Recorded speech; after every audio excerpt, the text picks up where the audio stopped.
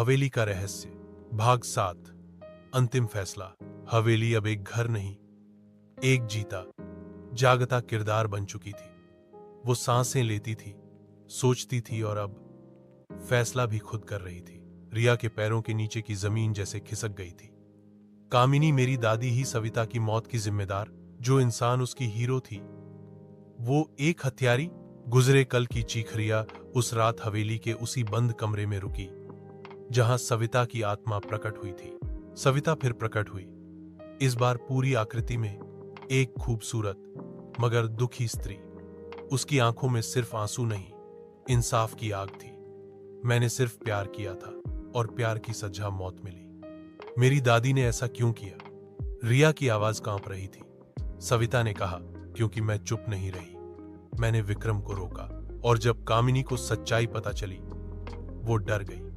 हवेली की इज्जत बचाने के लिए उसने मुझे जिंदा दीवार में चुनवा दिया।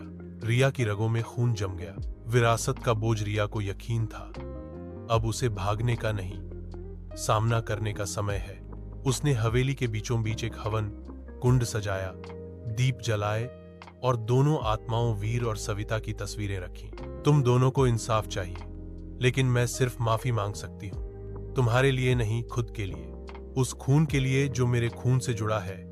अचानक हवेली हिलने लगी, दीवारों पर दरारें पड़ने लगी, हवा तेज हो गई। फिर दो परछाइयां प्रकट हुईं, वीर और सविता।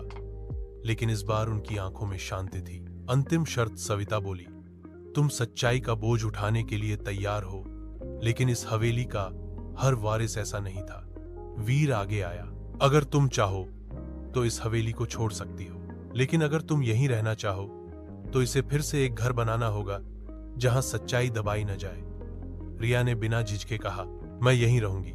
हवेली अब किसी का कब्रिस्तान नहीं, उसकी नई शुरुआत होगी। रिहाई एक शांत हवा चली।